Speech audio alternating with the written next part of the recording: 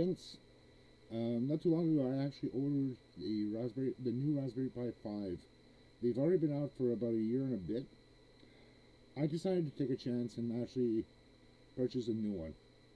I currently have the older Raspberry Pi 3 with 1 gig of RAM, two Raspberry Pi 4s with 4 gigs, and one Raspberry Pi 4 with 8 gigs of RAM. So those are three smaller projects that I've running little tests on with. So they're ongoing. The Raspberry Pi 3, I have it set up as a retro gaming console, dealing with old games like the Atari 2600, ColecoVision, Intellivision, a wide variety of older games from the early 70s, 80s, partly of 90s, including some arcade games.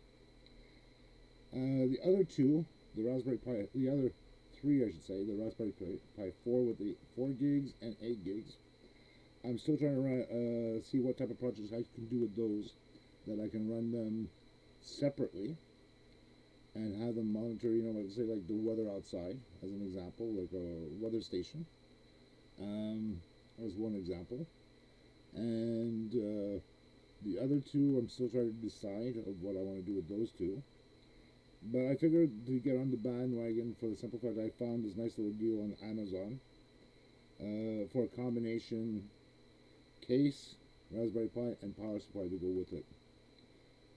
I did buy originally another 512 gigabyte micro SD card because I wanted to expand my Pi 4, and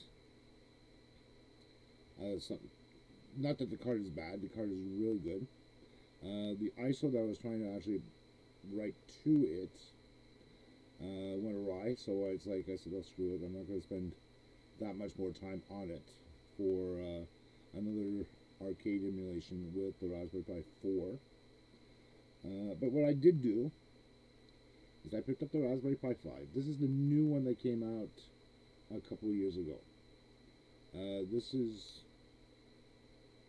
the Raspberry Pi 4 with 8 gigs of RAM, or Raspberry Pi with 5 gigs, 8 gigs, but it's Raspberry Pi 5. There's a slight change between the Raspberry Pi 4 and 5, and that happens to be these two headers right here, where my left finger is actually pointing, which is actually going to be on your right. These two are for using two digital cameras or two digital displays that you can actually hook up to, or you can have one of each or two of both, depending on what you want to do. So that's a decision up to a person like you who does have something like this and they want to do that with their own Raspberry Pi 5.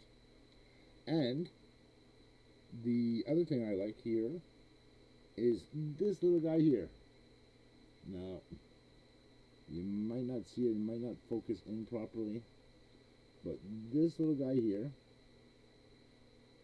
okay, it's a PCIe Express ribbon connector.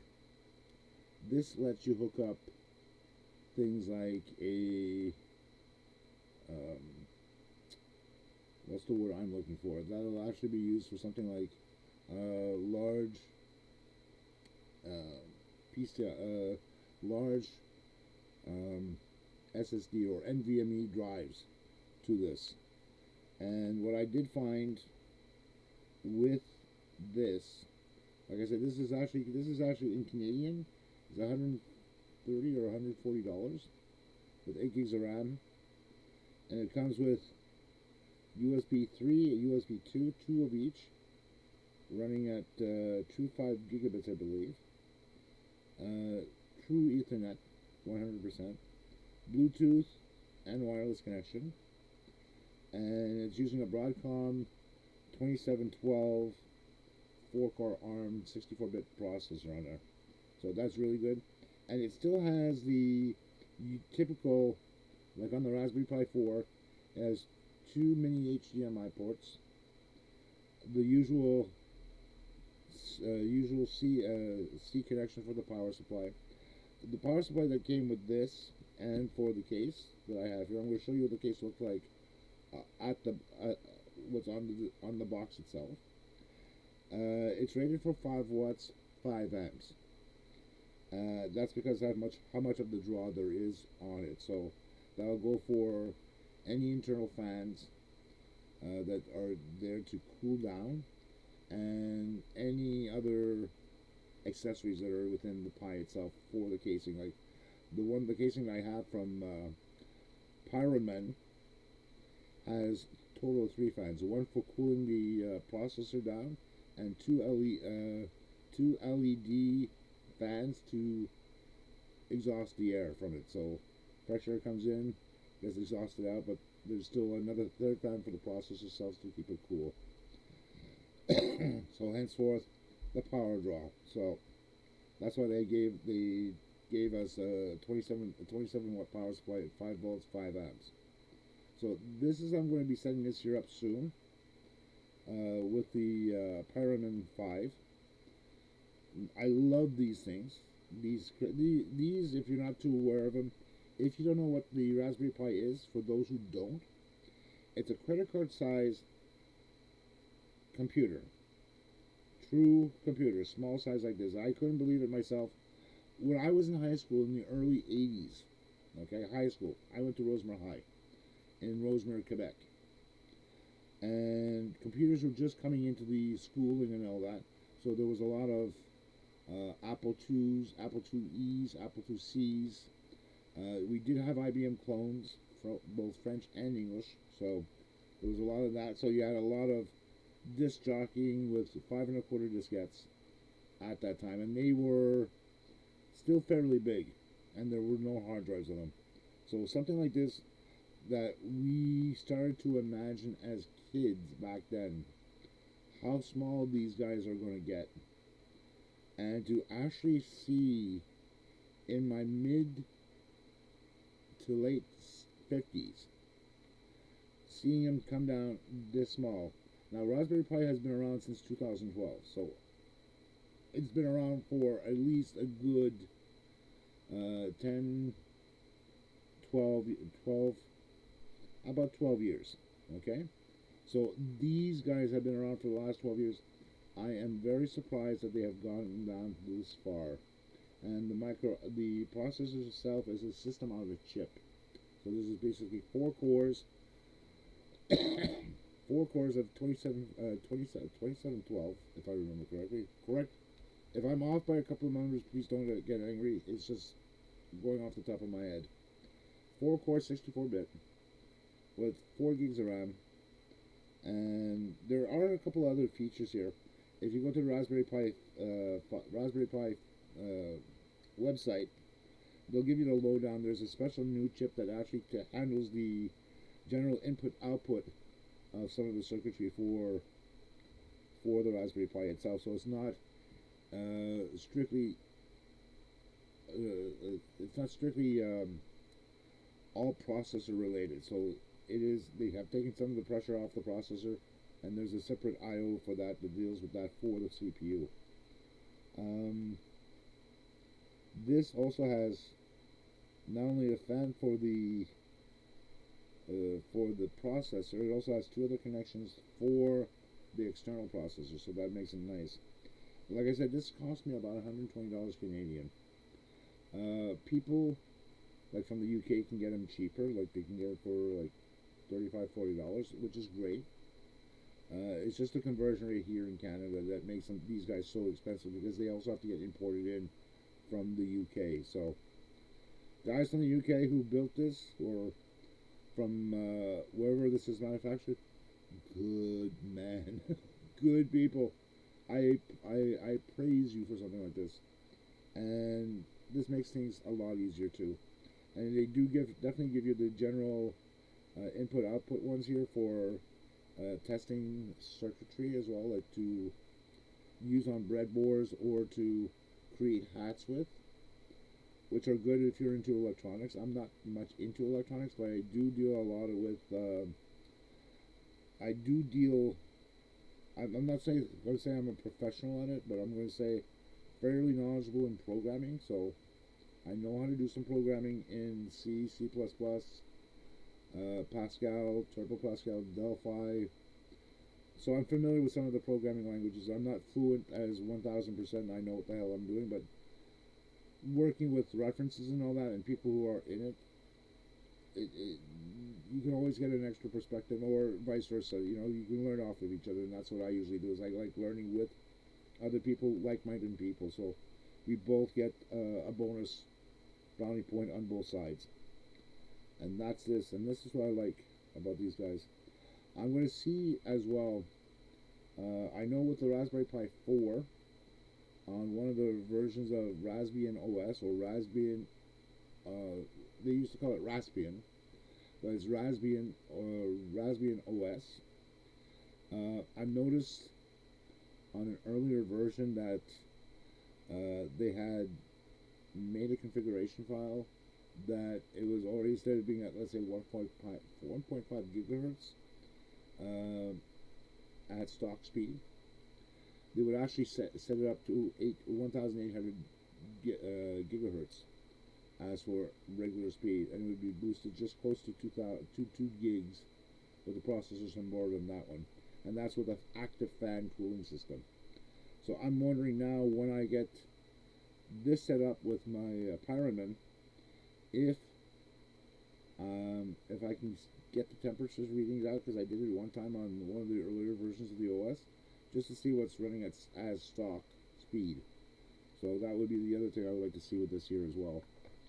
And I definitely did have a chance to see the new OS of Raspbian OS, and it's gone in leaps and bounds, a lot better than it was beforehand, in regards to getting things configured, like the login screen, your username, password, same thing for the admin, and setting it up the first time around, because at one point you have to wait to get things you have to wait for this intro screen to get it done.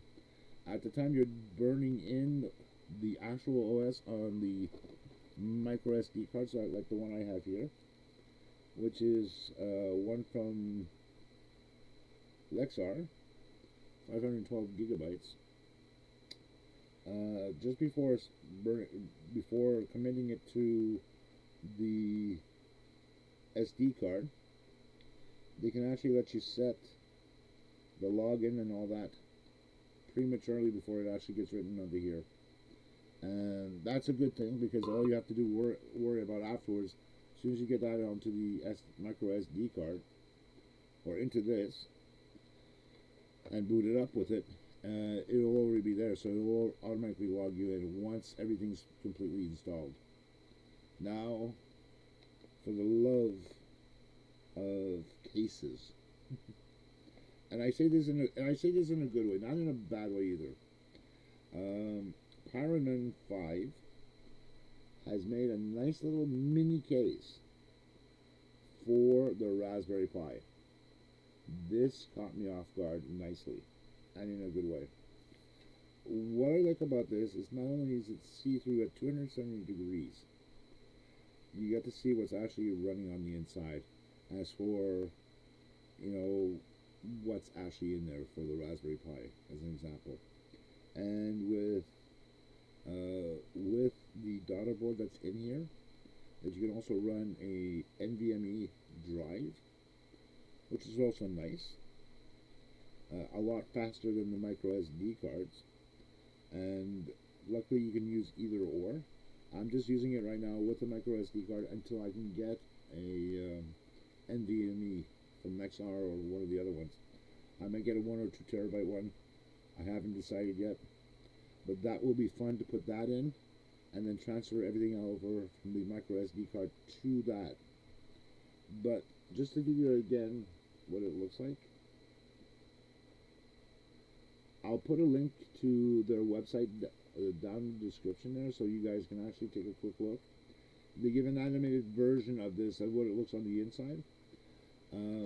Software-wise, for the fans and all that, once I get this installed and I got the OS put already in there and it's up and running, in the instructions for the assembly on this, there is a link that you have to go down to their website, and there's a couple of commands where you have to install some third-party software, and it's relative uh, to working with the fans. So you'll have the fans that are built in for the cooling for the CPU, the LED, and for the OLED display. So all that is connected up into the Raspberry Pi. So those drivers have to be installed after I get everything installed into this. Once I get it installed, up and running, and get those drivers in, she's good to go. And what I'm basically using this here for is just basically as a simple uh, computer, first of all. I love having something that small and just to say, hey, this is neat, and show my friends a very small version of a computer. The Raspberry Pi 4s that I still have there, I still bring those out just for shits and giggles, and they're still good. I have no problems using them. They haven't died on me yet, so that's a good sign. And just for something like this, it's just, I don't need as many Raspberry Pis as I thought I would. It's just because I haven't had a chance to explore the projects that are available for them. So as soon as I do get a chance to do that, I think they'll be even better. And it's just also to gain knowledge too of using these things. One thing I like about the older ones is that those ones are compact, small ones, so they're not as bulky as this. This one here is more or less going to be for around the house. The other ones I can bring with me, but I just have to make sure that I have the proper connection to hook up to the regular HDMI or to a DB15 LCD screen like I have set up here for my workstation that I have here, which is a Think Center. My friend was actually bugging me saying, "You're still using DB15?" I was like, "No, if it ain't broke, why fix it?" You know. So I'm still using that over here, so that's been good to me. Never had a complaint. So what I'm going to do after I get this here set up with the Raspberry Pi, so once I get these two put together, married together, I will be back with it. And what I'm going to do as well is to show you once it's assembled, once I have all the software in there, and as well as the drivers or software added into this, is to give you a nice little tour of what can be done with it. And I don't want to bore you of me installing it or have getting it put together and then having it race through, because once you see it on one, you'll see it on many other ones. You can actually check it up on the YouTube channels that are out there. So I just wanted to give you like a general rundown, a little bit of descriptions of this, and I'll be back in part 2 regarding it. So it may take me a little while because I'm doing this on the weekend, so bear with me on regarding that. I just want to make sure there's something proper on it. If you like, give the thumbs up, and you know what to do. I'll see you in the part 2 of this series.